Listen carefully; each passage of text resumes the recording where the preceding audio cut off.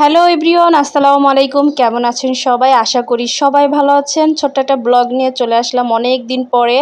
তো ঈদের সময় গ্রামের বাড়িতে গিয়েছিলাম। তো গ্রামের আমাদের শ্বশুরবাড়িতে যারা আছে আর কি, মানে পুরো এলাকা জুড়ে দেখা যায় আমাদের যে শ্বশুরবাড়ির এলাকার যে টিমটা, মানে ৪-৫টা বা ৬-৭টা ঘর নিয়ে একটা পুকুর হয়। আর ওই পুকুরে সবাই মিলে মাছ ছাড়ে। আর ওই মাছে আজকে ধরছে আমার হাজব্যান্ড মিলে, মানে বাড়ির সবাই যত মানুষজন ছিল সবাই মিলে আজকে মাছ ধরছে।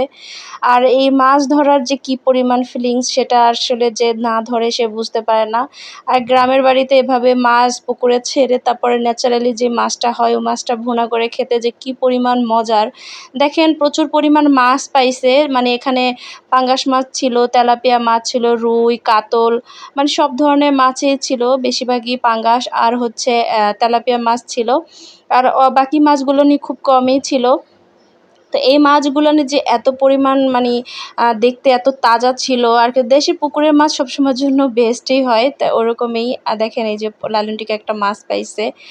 তো এরকম অনেক অনেক মাছ পেয়েছে। আর মাছ ধরার যে কি পরিমাণ ভালো লাগে আসলে। আমি আবার প্রচুর পরিমাণ পুকুরের মাছগুলোর পছন্দ করি। বিশেষ করে আমার হাজব্যান্ডও অনেক পছন্দ করে। একদম মনে হয় কি ন্যাচারাল মাছ, কোনো কিছু মানে মানে বা খারাপ পানিতেও জন্মায় না, আবার দেখা যায় ওরকম খারাপ খাবারও খেয়ে ওরা বড় হয় না। একদম ন্যাচারাল একটা মাছ। আর এই মাছগুলো নিয়ে মানে কষিয়ে রান্না করলেও দেখা যায় অনেক স্বাদ লাগে, এত পরিমাণ ভালো লাগে। তো দেখেন মাশাআল্লাহ অনেক অনেক মাছ পেয়েছে, ২ পাতিল ভর্তি মাছ পেয়েছে। তারপরে এই যে দেখেন হাজির নিচে আছে, এখানেও এই এক বড় পাতিল, এখানেও অনেক পরিমাণ মাছ। এখানে হচ্ছে রুই, কাতলা এগুলো রাখছে আর কি।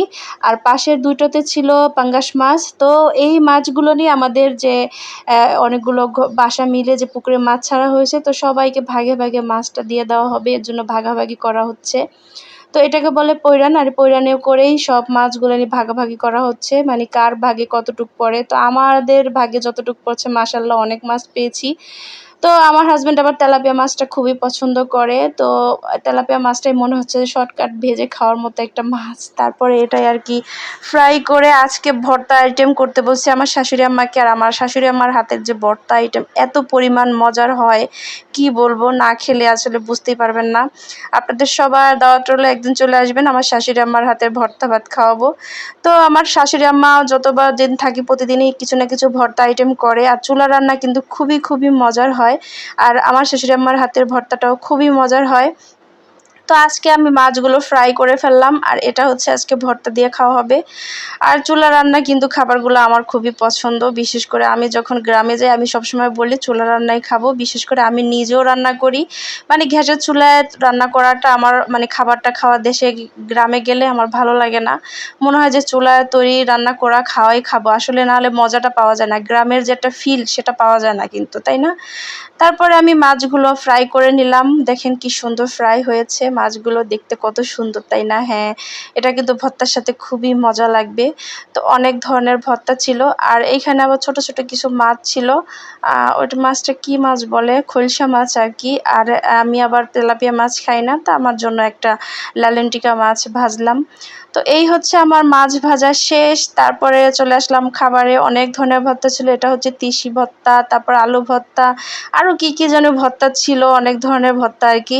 তো এই ভর্তা দিয়ে আজকে খাবারটা, দুপুরের খাবারটা শেষ করব। আর এই খাবারটা খেতে খেতে আমাদের প্রায় ৪টা-৫টা বেজে গেছে, কারণ সারাদিন মাছ ধরা হয়েছে। সেই মাছটার জন্য আমার হাজব্যান্ড অপেক্ষা করছে। তারপরে এই মাছটা ধোয়া, কাটা, তারপরে ভাজা, তারপর হচ্ছে খাওয়া। দেখা যায় এটা খেতে খেতে আমাদের ৪টা-৫টা বেজে গেছে। তারপর ফাইনালি আমার হাজব্যান্ড ট্রাই করতেছে, খাচ্ছে আর কি। সবাইকে অনেক অনেক ধন্যবাদ, আমার ভিডিওটা দেখেছেন, পুরো ব্লগটা দেখেছেন, সবাইকে অনেক অনেক ধন্যবাদ রইলো। দেখা হবে পরবর্তী ব্লগে। ব্লগটা আমি শেষ করে দেব। আল্লাহ হাফেজ, ভালো থাকবেন সবাই।